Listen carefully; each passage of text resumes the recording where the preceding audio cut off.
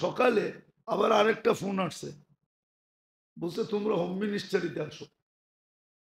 আমরা গেলাম, যাওয়ার পরে বললো যে কয়দিনের ভিসা চাও? আমরা বললাম 3 মাস থাকবো। হয়তো তোমাদেরকে 6 মাসের ভিসা দিলাম, লাগলে আরো দিব। একটা অবস্থা এরকম ছিল, বিশ্বাস করেন আমার কান্না আসে। আজকে আমি একটু দূরে, সারাদিন প্রোগ্রাম থাকে। আজকেও আমার 4টা প্রোগ্রাম আছে, গতকালকে 4টা ছিল। আমি সকালে ঘুমাইছিও 3 ঘন্টা মাত্র, 7টার থেকে 10টা পর্যন্ত। প্রোগ্রামের কারণে, মাদ্রাসার কারণে আমি একটু দূরে। বর্তমানে মশওয়ারা যাওয়া হয় না, তাবলিগে যাওয়া হয় না, একটু দূরে। না, আমার একা একা কান্না আসে। না, আমি তো 103টা দেশ দেখছি।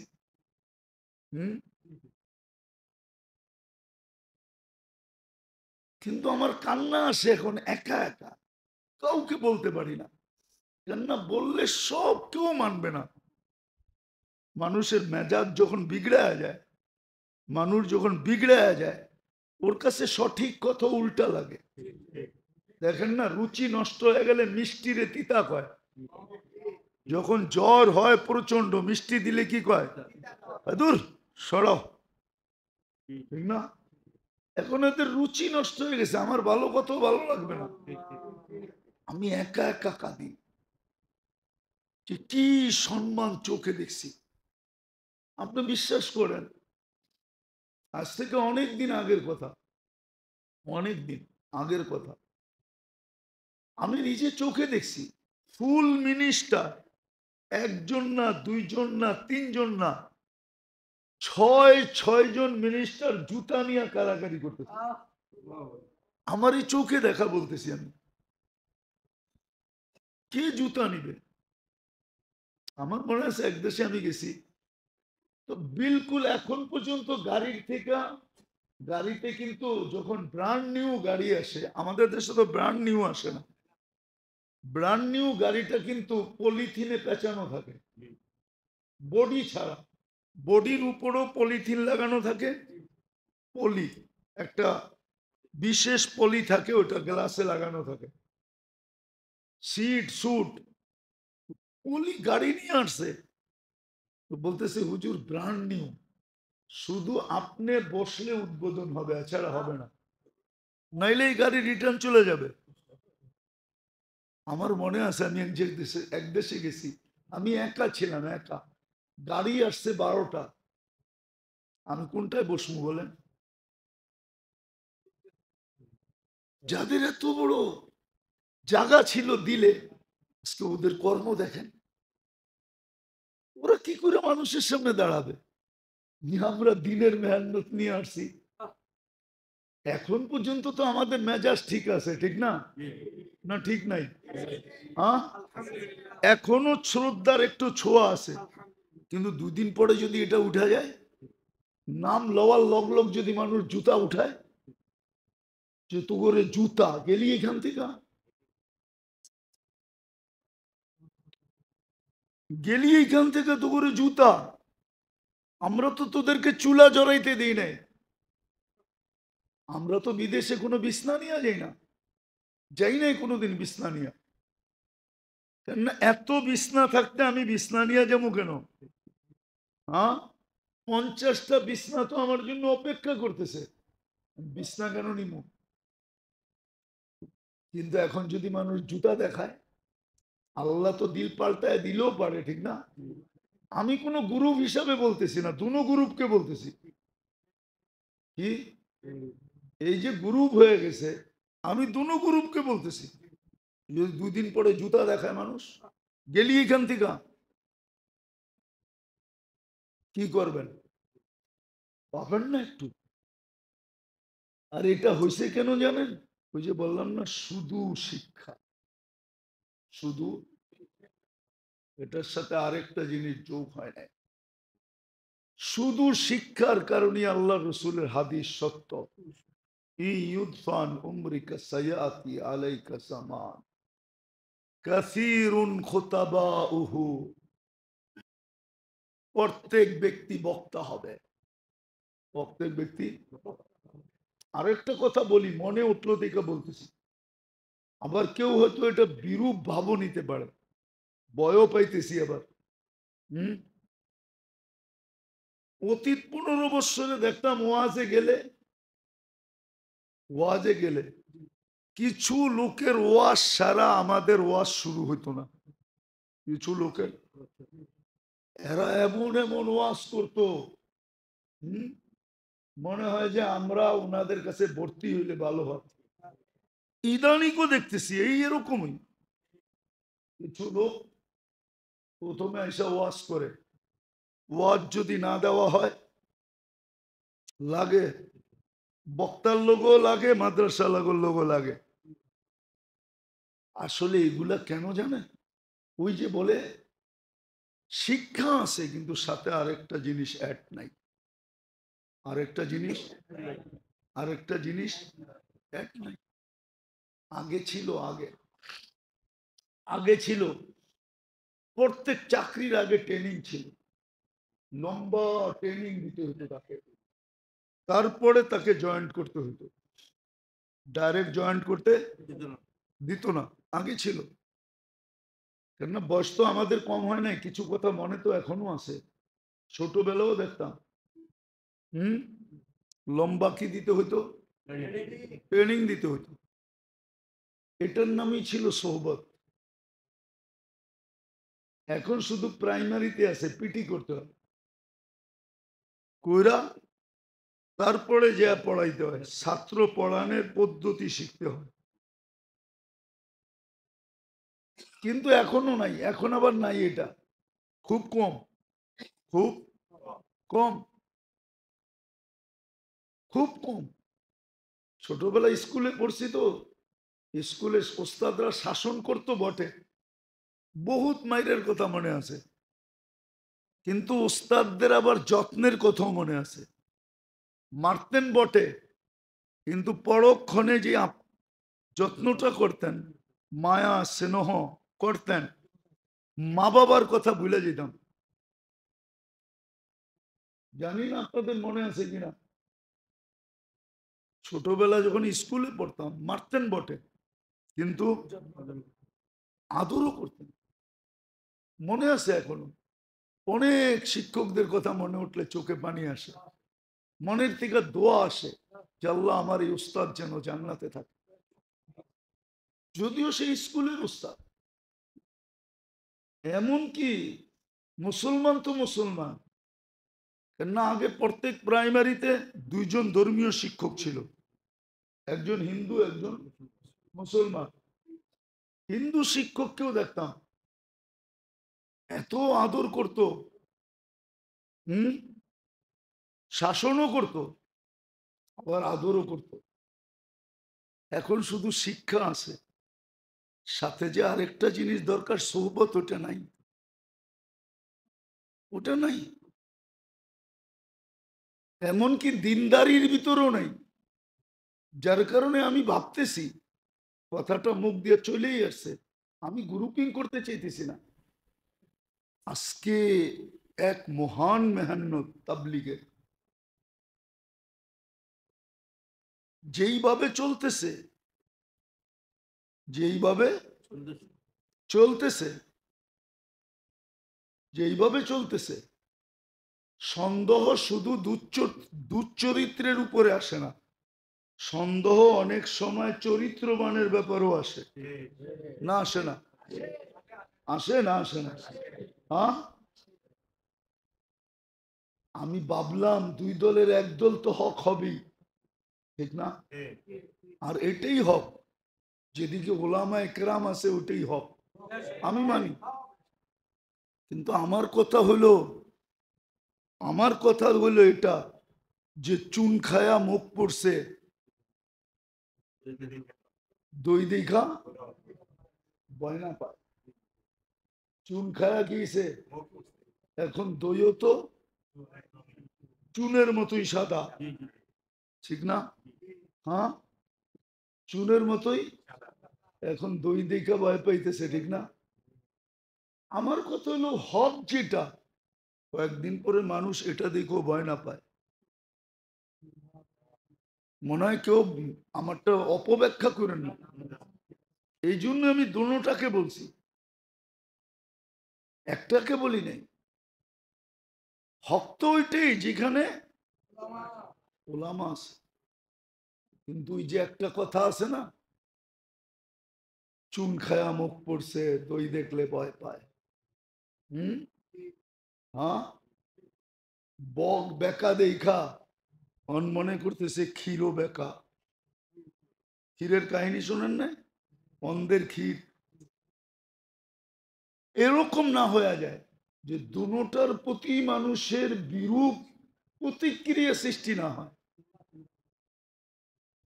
তোমরা বুঝলাম টঙ্গী মাঠে জিতা গেলা, নির্দিষ্ট ক্ষেত্রে জিতা গেলা, এই 2.5 লক্ষ 3 লক্ষ মসজিদে জিতবা কি করে? 65টা জেলায় জিতবা কি করে? আর এটার কারণ কি জানেন? একমাত্র কারণ এটা, এটা সর্বক্ষেত্রে, আমার কথা মেনে নেন, সর্বক্ষেত্রে এটা, সর্বক্ষেত্রে এটা।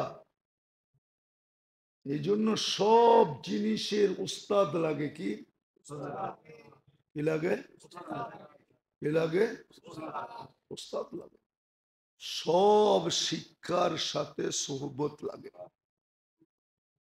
সোহবত যদি না হয়, সোহবত,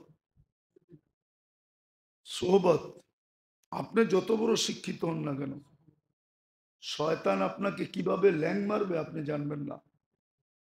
এই জন্য আমরা দেখি তো, আমরাও দেখি ভালো যোগ্যতা সম্পূর্ণ আলেম, কিন্তু সোহবত নাই, না থাকার কারণে মাঝে মাঝে হক বুঝাইতে যায় এমন জায়গায় হিট করে যে ওর ভিতরের হকই ফাঁকি হয়ে যায়, ভিতরের হক। কিন্তু ও জানেও না যে ওই হকের থেকে সরে গেছে, নাইলে ও এমন জায়গায় হিট করলো কেন?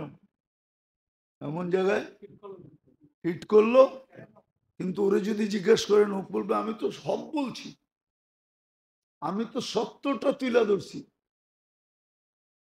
নিজেকে বলবে আমি হক, কি, কিন্তু ওর কথা আইনা দেখানো যাবে যে অমুক অমুক অমুকের উপরে হিট হয়েছে, এমন ব্যক্তির উপরে হিট হয়েছে যারা কবরে চলে গেছে, দুনিয়া দেখছে ওনাদের জানাজা, দুনিয়া দেখছে ওনাদের কলেমা পড়া যাওয়া, দুনিয়া দেখছে ওনাদের সেজদায় যাওয়া, কিন্তু ও হিট করতেছে ওদের উপরে। আর ও কি বলতেছে? হক। এরকম বহুত পাবেন। কেন? বিদ্যা আছে, আমি মানি, যুগ শ্রেষ্ঠ বিদ্যা, যুগ শ্রেষ্ঠ, যুগ শ্রেষ্ঠ বিদ্যা। যেমন উদাহরণস্বরূপ আমাদের দেশে এক সম্প্রদায় আছে, ওনারা বলে আমরা হাদিস মানি। আমিও বলি এরা হাদিস মানে, কিন্তু হাদিস মানার আড়ালে এমন ব্যক্তিদেরকে হিট করে যাদেরকে হিট করার কারণে ওনাদের হাদিস মানা ফাঁকি হয়ে গেছে। কি হয়ে গেছে? কি হয়ে গেছে? ফাঁকি হয়ে গেছে। কিন্তু ওই ব্যক্তিদের উপরে যদি হিট না করতো আর হাদিস মানতো, তাহলে ও বড় উচ্চ লেভেলে চলে যেত। কিন্তু ওর কাছে হাদিস আছে, আরেকটা নাই, সোহবত নাই। কি নাই? কি নাই? সোহবত নাই। আমাদেরও আজকে দুরবস্থা এটাই। তা যদি এই জন্য কর্মের দিকে দেখলে এটাই মনে হয়, আমি এটাই মনে করি যে নতুন কোনো মন নিতেছে। এই জন্যই এক সময় পর্যন্ত ছিল, এক সময় পর্যন্ত ছিল শিক্ষা এবং শিক্ষার সাথে যেটা প্রয়োজন ছিল ওটা সমমানে ছিল। সম সমমানে, আমি প্রমাণ দিব আপনাদেরকে, কিন্তু এই মজলিসে তো দেওয়ার দরকার মনে করি না। নাহলে প্রমাণ দিতে পারি। আমাদের যারা মুরব্বী ছিলেন তাবলিগের, সবাই শুধু শিক্ষিত ছিল না, দ্বিতীয় জিনিসটাও সবার ভিতরে ছিল। একটা দিয়ে দেখাই, যিনি তাবলিগ শুরু করেন উনি 3 ভাবে সুরক্ষিত ছিলেন। কয়ভাবে? ওনার কথাগুলা সুরক্ষিত করতেন দুইজন, যে কথা কোনো ডিসব্যালেন্স হইতেছে কিনা। কথার ব্যালেন্স রাখার জন্য দুইজন নির্ধারিত ছিলেন। আপনার নামগুলো লেখা নিয়ে যেতে পারেন, কিন্তু এখন যারা মুরব্বী আছে ওরা বিশ্বাস করবে না, ওরা এটা মানবে না। ওরা মানলে ওগো মুরব্বীগিরি থাকবে না, এই জন্য ওরা মানবে না। আপনি বলেন যে উড়াই দিবে, দূর, কে কইছে এটা? ওরা মানবে না, ওরা মানবে না। না মানার কারণ বলতেছি, মুরব্বীগিরি থাকবে না। তো ওনার কথা দুইজনে দুইজনে ব্যালেন্সে রাখতেন, যে ডিসব্যালেন্স তো হইতেছে না কথার ভিতরে। আর দুই ব্যক্তিত্ব বড় দামি ব্যক্তিত্ব, একজন মনজুর আহমদ নোমানি রহমতুল্লাহ আলী, একটা হলো আবুল হাসান আলী নদভী রহমতুল্লাহ আলী। আবুল হাসান আলী নদভী উনি ছিলেন যিনি আরব ভূখণ্ডের আরবি ভাষার চেয়ারম্যান ছিলেন, অথচ উনি আরবি ছিলেন না, অনারব ছিলেন। উনি 14 জনের থেকে খেলাফত পেয়েছেন।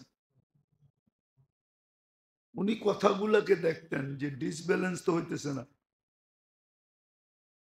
আর ওনার যে কাজটা শুরু করছেন এটাকে 3 জনে দেখতেন, যে কাজটা তো কোনো উল্টা পাল্টা হইতেছে কিনা। একজন মুফতি কেফায়েতুল্লাহ রহমতুল্লাহ আলী, ওনাকে আপনারা চিনবেন না। ফিলিস্তিন এখন দুরবস্থার কারণ শুধু ওনার কথা না মানার কারণে। যখন ইহুদিরা আসে ফিলিস্তিনে, তখন উনি বলছিলেন যে থাকতে দাও বটে, কিন্তু 1 ইঞ্চি জমিন ইহুদিদের কাছে বিক্রি করবে না। বিক্রি করা হারাম ফতুয়া দিছিলেন উনি, বিলকুল হারাম। আর এটা নিয়ে উনি 1, 2, 3 বছর 4 বছর কাজ করছেন, আরবদেরকে বুঝাইতে চেয়েছেন।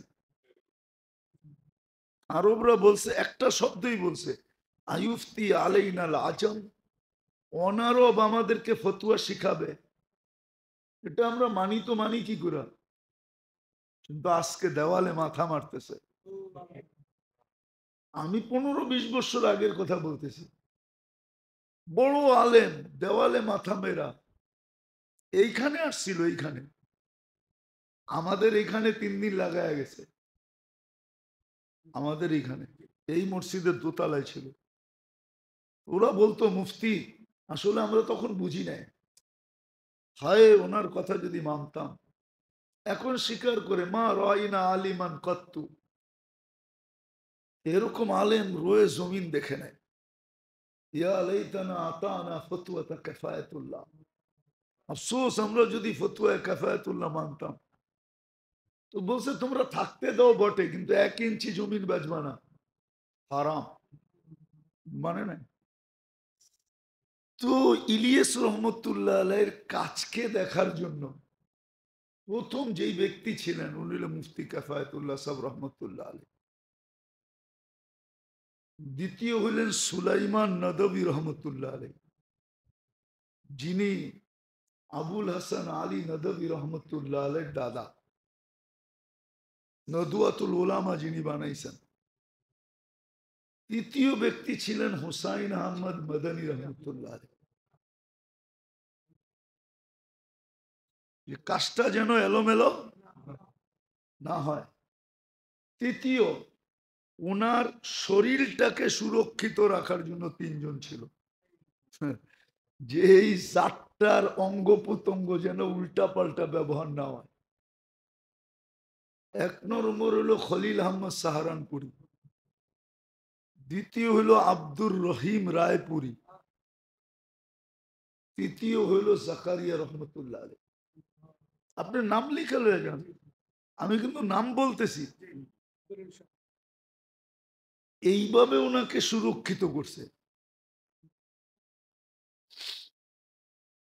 যার কারণে দীর্ঘদিন পর্যন্ত এটা খুব ফুলছে ফলছে, মানুষের দিল এটার উপরে আকৃষ্ট ছিল। আমি নিজের কাহিনী বলতেছি আপনাদেরকে। 2008-এ যখন আমি স্পেনে ছিলাম, আমার ইউরোপ সফর চলতেছিল, আর সফরের 6 দিন আগে আমার বড় ছেলে মারা গেছে। তো বোঝেন আমার মনটা কেমন ছিল। না, আমি 6 বছর ওকে নিয়ে লড়ছি। ব্লাড ক্যান্সার ছিল, দেশে চিকিৎসা বিদেশে চিকিৎসা, 2-2.5 বছর পিজি হাসপাতালে। একটা কেবিন আমার বুক ছিল বিলকুল। তখন এক একটা সিম কিনতে হলে 21,000-22,000 টাকা দিয়ে শুধু সিম কিনতে হতো। আমি শুধু সেলের চিকিৎসার জন্য ডাক্তারদের সাথে যোগাযোগ করার জন্য আমি পার্সোনাল সিম কিনা দিছি। বুঝেন কিরম টাকা খরচ হয়েছে আমার। ওই ছেলে যখন আমার অ্যাক্সিডেন্ট করে, আমি 6 দিন পরে ইউরোপ চলে যাই। হাজী আব্দুল হাফসাব রহমতুল্লাহ এর সাথে আমার সফর চলতেছিল। তখন স্পেনে একটা সমস্যা চলতেছিল। স্পেনে কয়েকজন ব্যক্তির কারণে একটা সমস্যা, একটা গ্রুপের কারণে সমস্যা চলতেছিল। আমরা এল জাবরায় ছিলাম, জাবালে তারেক বিন জিয়াদ, যেটাকে উন্দুলুস বলে, ওই শহরে আমরা ছিলাম। আমরা শিপে যাইতেছিলাম একটা দ্বীপে, এস্তেমা দ্বীপে ছিল। তো দ্বীপ থেকে যখন আমরা ফিরতেছিলাম, নামার পরে পুলিশ আমাদেরকে ঘেরাও করলো, পাসপোর্ট গুলা নিয়ে গেল, এক জায়গায় আমাদেরকে বসায় দিল। আমরা আর কার দিকে তাকামো, আমগো তো আছেই একজন, আর তো কেউ নাই। আমরা যার যার কাজে লেগে গেলাম, তসবিহ তেলাওয়াত নামাজ। আধা ঘন্টা হবে না যে সবচেয়ে বড় অফিসার ইমিগ্রেশন সে আসলো, এতগুলা পাসপোর্ট নিয়ে আসলো। আমরা 3 দেশের জামাত ছিলাম, বাংলাদেশ, ইন্ডিয়া, পাকিস্তান। 2-3টা পাসপোর্টের পরেই আমার পাসপোর্টটা ছিল। আমি যখন পাসপোর্টটা নিতে ডাকলো আমাকে, গেলাম, ওই অফিসার হাসতেছে আর বলতেছে যে you are messenger of God, তোমরা তো আল্লাহর রসুল। আসলে তো আমরা আল্লাহর রসুল না, ঠিক না? কিন্তু ও তো এই শব্দই বোঝে, আর কোন শব্দ তো বোঝে না। তো ও বলতেছে you are messenger of God, তুই তো আল্লাহর মেসেঞ্জার, তোর পাসপোর্ট রাখে কে? একটা বিজাতির দিলের ভিতরে আমাদের জায়গা কতটুকু ছিল। কেননা আমার সমস্ত সফর দুনিয়া, কসম খোদার, আজ পর্যন্ত আমি দুনিয়ার নিসবতে কোনো সফর করি নাই। এটা আমি চ্যালেঞ্জ দিয়ে বলতে পারবো, দুনিয়ার কোন জায়গা আজ পর্যন্ত তাবলিগে যায় দর্শনমূলক জায়গা, শুধু সাহাবাদের আল্লাহওয়ালাদের জায়গা ছাড়া দুনিয়ার কোন জায়গা আমি চোখে দেখি নাই। আমি আমেরিকা বহুতবার গেছি, আমাকে নায়াগ্রা কেউ দেখাইতে পারে নাই। আমি বলছি আমি নায়াগ্রা দেখতে আসি নাই, অথচ সারা দুনিয়া আমেরিকা যাই নায়াগ্রা দেখতে, ঠিক না? অস্ট্রেলিয়া যাই মানুষ কি দেখতে, হ্যাঁ কি ধর্মীয় কি জানি একটা শব্দ আছে না, অপেরা হাউস দেখতে। কিন্তু আমি অপেরা হাউসের থেকে 10 কদম দূরে ঘুমাইছি, আমার সাথীরা দেখতে পেয়েছে। আমি বলছি না, আমি অপেরা হাউস দেখতে আসি না, আমি তো দিনের কাজে আসছি। আজ পর্যন্ত আমি অপেরা দেখি নাই। সিডনি ব্রিজ দেখতে যাই, আমি ওভার করে গেছি, দেখতে যাই। আমি 18 বার থাইল্যান্ড গেছি, গত আজ পর্যন্ত কোনো লক্ষণীয় জিনিস আমি দেখতে যাই, আমার স্বভাবই নেই। আপনি মনে হয় বিশ্বাস করবেন না, আমি তো বড় হয়েছি ঢাকা শহরে, ঠিক না? আজ পর্যন্ত আমি স্টেডিয়ামের ভিতরে ঢুকে দেখি। স্টেডিয়াম কি জিনিস আমার জীবনেই নেই। আপনি বলবেন বুজুর্গি না, বুজুর্গি না, স্বভাব নাই। দুনিয়া তো কম দেখলাম না। হ্যাঁ, নাম বলবো না। টোকিওতে একটা জায়গা আছে যেটা সমুদ্রের নিচ দিয়া রাস্তা নিয়ে সমুদ্রের ভিতরে উঠেছে। গাড়িটা সমুদ্রের ভিতরে ওঠে, তারপরে ওখানে একটা টাওয়ার আছে, ওই টাওয়ারে উঠলে পুরা টোকিও দেখা যায়। আমগো সুরা গেছে কাকরাইলে, আমারে বলছে তুমি চলো, আমি তোমার আমির। আমি বলে আপনি আমির হইতে পারেন দিনের কাজের, কিন্তু এই দুনিয়া দেখার কাজের আপনি আমার আমির না। আমি যাব না, আমি তো ঘুমাবো, আপনি দেখে আসেন যান। আমি দেখি না। তো যেটা আমি বলতেছিলাম, সারা দুনিয়াতে একটা মানুষের দিলে আমাদের একটা আস্থা ছিল, একটা জায়গা করে নিছিলাম আমরা। অসংখ্যতা। যেদিন আফগানিস্তানে হামলা হয় আমেরিকার প্রথম, ওই দিন আমি থাইল্যান্ডে ছিলাম। ওই দিন আমি কোথায়, তো আমাদের ভিসার জন্য পাসপোর্ট দেওয়া ছিল হোম মিনিস্ট্রিতে, আমাকে 4 মাস থাকতে হবে। কিন্তু দুপুরে আমার কাছে ফোন আসলো যে কালকে সকালের ভিতরে তোমরা থাইল্যান্ড ছাড়বা। কি সকালের ভিতরে থাইল্যান্ড? মার্কাজালারা ডাকলো, ভাই এই ফোন আসছে, এই যে চিঠি আসছে, তোমরা রেডি হও। আমি বললাম সকালে না ছাড়বো, এখন তো দুপুর, কালকে সকালে ছাড়বো। তো আপনি এখন কেন আমাকে জোর করে এয়ারপোর্টে পাঠাইতে চাইতেছেন? এখনো তো 24 ঘন্টা রয়ে গেছে, ঠিক না? আমি আমির ছিলাম, আমি সাথীদেরকে বললাম ঠিক আছে, ইন্নার জমিন তো আল্লাহ, ইন্নাল আরদা লিল্লাহ, সকাল পর্যন্ত কি ঘটে দেখা যাবে। তো সকাল হওয়ার আগে দুনিয়া মানুষকে এটাই দেখাইতেছে, দুনিয়া মানুষকে, মানুষ দুনিয়াকে এটাই দেখাইতেছে। এই যে দেখেন, যাদেরকে সারা দুনিয়ার মানুষ জানতো। হুম, আমি আমার জীবনের কাহিনী বলি, আমি তো 103টা এমিগ্রেশন দেখছি। কয়টা? 103টা দেশে গেছি, এমিগ্রেশন পুরস্কৃত যেতে হয়েছে। হ্যাঁ, আজ পর্যন্ত কোনো এমিগ্রেশনে তো দাঁড় করাইলো না 2 মিনিট, কোনো সামান তো চেক করলো না। সত্য, কোনো সামান আজ পর্যন্ত হাত লাগায় দেখে নাই, কোনো সামান না। এক যুগে ছিল তাবলিগালাদের সামান কেউ হাত দিত না, সবাই এরকম পবিত্র মনে করত। কিন্তু ইদানিং ওদের কর্মগুলা দেখেন, সাধারণ মানুষের ব্রেন আউলে যেতেছে, ঠিক না? হ্যাঁ, কি বলেন, আপনাদের অভিমত কি? ঘুমন্ত মানুষগুলাকে মানুষ এরকম মারে, মারেও, কিন্তু এরকম। হ্যাঁ? আচ্ছা, এরাই আমাকে বলুক, এরা যদি কোনো মসজিদে দাঁড়ায় বলে আমরা দিন শিখতে আইছি বা শিখাইতে আইছি, আমি তো চিন্তা করতেছি মানুষ 2 দিন পরে করে জুতা মারে কিনা। ছাগলের বাচ্চা, তোরা কি দিন শিখবি আর শিখাবি বাইরে থেকে?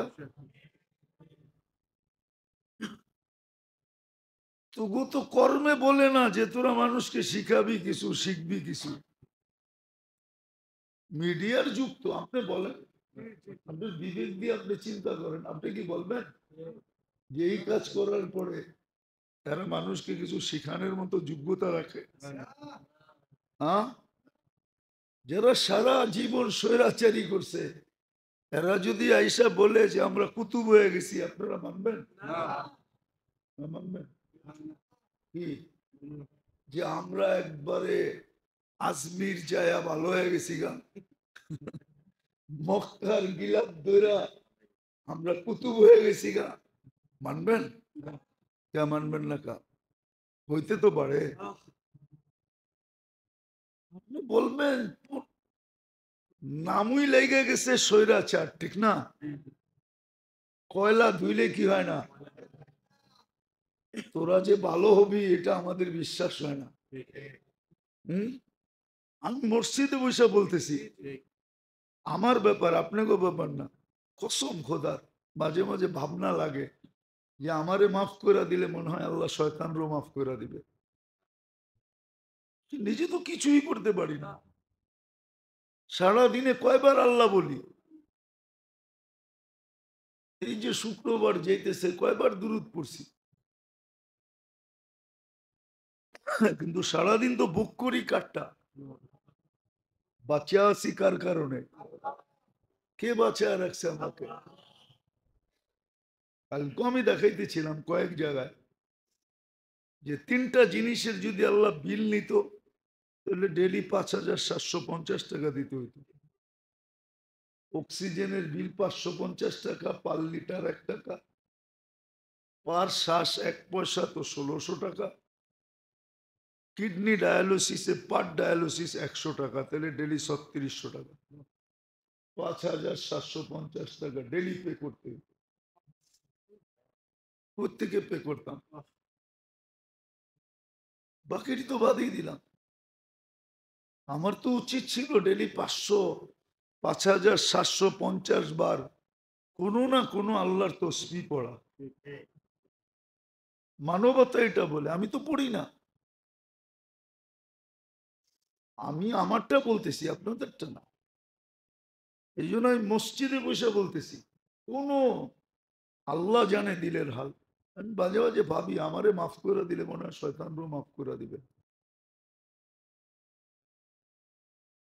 জীবনে এরকম গুনাহ আছে। আসলে তালিমের সাথে আরেকটা জিনিস যতক্ষণ পর্যন্ত সংযুক্ত না হবে, শুধু তালিম, শুধু তালিম, শুধু তালিম মানুষের জীবন গড়তে পারে না। এই জন্য একটা জিনিস, রাগ হয় না, বুঝার জন্য কিন্তু। হম, দুনিয়াতে যত ফেতনা সৃষ্টি হয়েছে, উল্টা পাল্টা বুদ্ধি আসছে, সব কিন্তু উপদেষ্টাদের পক্ষ থেকে আসছে। কি তোর উপদেষ্টা কি কম শিক্ষিত লোক হয়? হ্যাঁ, কি কেউ না কেউ বুদ্ধি দিছে, চালা গুলি, ঠিক না? হ্যাঁ, আমি কোন পক্ষ ঠক্ক না, আপনাদেরকে কথাটা বুঝানোর জন্য, ঠিক আছে? হম, দেখি আপনারা একমত হন কিনা। বলবো আবার কালার দিয়ে দিবেন না তো? হ্যাঁ, না ইসলামপুর তো কালারের জায়গা, আর বাদামতলি তো বাদামতলি, ঠিক না? হ্যাঁ, তো কালার দিয়েন না, বুঝার জন্য, ঠিক না? অতীত 15 বছর চাকরি তো ওদেরকেই দিছে যারা নিজস্ব লোক, ঠিক না? এছাড়া তো কেউ দেয় না। হ্যাঁ, ছাত্ররা যখন কোঠা আন্দোলন শুরু করছে তো বললেই তো হয়তো মাইনা নিছি, কোর্টেরে বলতো রায় দিয়া দাও, কি করবো এটা তো মনে মনে, ঠিক না? কাহিনী শেষ, ঠিক না? কিন্তু আসলে তো প্রবাদ বাক্যই সত্য, পতন যখন আসে গনাইয়া, আক্কল বুদ্ধি জ্ঞান সব যায় হারাইয়া, ঠিক না? সব হারায় গেছে, ঠিক না? হম, সমাধান তো ছিল 2 কথা, মনে মনে তো আছেই, ঠিক না? সত্য তো, হ্যাঁ, কিন্তু আসলে পতন যখন আসে গনাইয়া, সব হারায় যায়, ঠিক না? ছোট জিনিস কত বড় হয়ে গেল, কেন আল্লাহ মুক্ত করবে এই জন্যই গেমটা আল্লাহই খেলছে, ঠিক না? গেমটা আল্লাহই সাজায় দিছে, মেসি খালি টাচ করে দিছে, ঠিক না? মেসির কিন্তু গোল দিতে পারে না, ওরে গোল বানায় দিতে হয়। মনে হয় জানেন না আপনারা, এগুলো খেলাকুলা খেলেন নাই তো কোত্থেকে জানবেন? হম, ওরে গেম বানায় দিতে হয়, বল বানায় দিলে ও গোল করতে পারে, এছাড়া নিজে খেলা পারে না। ওরে কি করতে হয়? বানায় দিতে হয়, এক পজিশনে নিয়ে দিতে হয়, ওই পজিশন থেকে হয় গোল করে দেয়। আসলে ছাত্র জনতা গোল করছে, কিন্তু বানায় দিছে কে? আল্লাহ বানায় দিছে।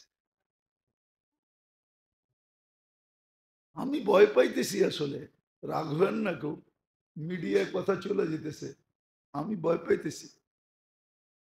তাবলিগেরও মনে হয় গোলের সময় চলে আসছে, কেননা হাদিস দেখলে এটাই মনে হয়। 1924 সনে সর্বপ্রথম 3 দিনের জমাত বাইরে, আর এখন 2024, 100 বছর হয়ে গেছে। আর 100 বছরে ইসলামিক যে কোনো জিনিস নবায়ন হয়, তাজদীদ বলে এটাকে।